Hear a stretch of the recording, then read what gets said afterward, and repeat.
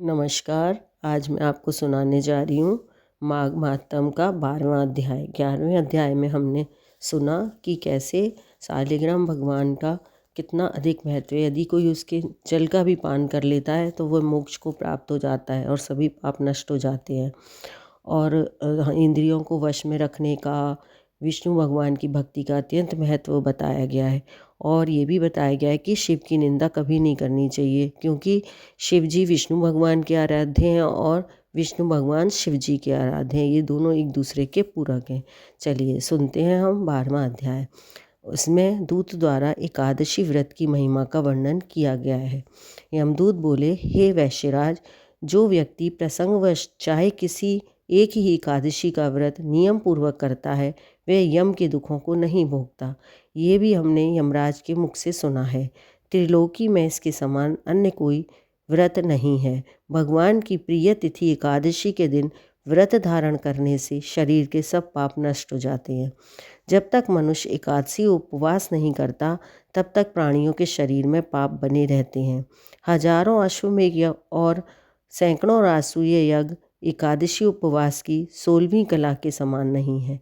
हे वैश्य, 11 इंद्रियों से किए हुए मनुष्य के संपूर्ण पाप एकादशी के दिन उपवास करने से नष्ट हो जाते हैं और वह यमराज के अधीन नहीं होता।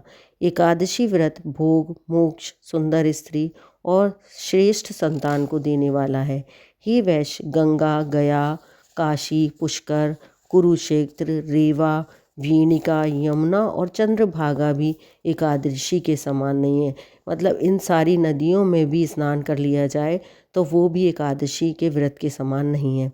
जो एकादशी उपवास करते हैं तथा रात्रि में जागरण करते हैं, उनके पिता, माता और पत्नी के कुलों के 10-10 पुरखों का अवश्य ही उद्धार होता है।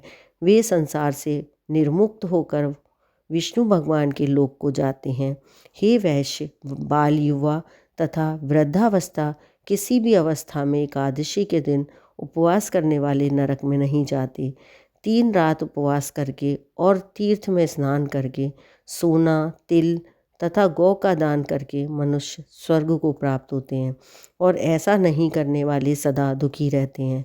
मैं तुमसे सूक्ष्म से नरक से बचने वाले धर्म कहता हूँ, सो सुनो। वाणी, मन तथा कर्म से प्राणियों से कभी द्रोह ना करें, मतलब ईर्ष्या ना करें। कभी वाणी से, मन से और किसी भी कार्य के द्वारा इंद्रियों को वश में करें। दान आदि करते रहें। हरि भगवान की सेवा करें। नियम पूर्वक चारों वर्णाश्रम की क्रियाओं का पालन करते रहें। हे वैश्य, जूता, छाता, वस्त्र, अन्न, मूल, फल, जल इनका अपनी शक्ति के अनुसार दान अवश्य करें। गरीब लोग ऐसा नहीं कर सकते, परंतु सामर्थ्यवान को अवश्य दान करना चाहिए।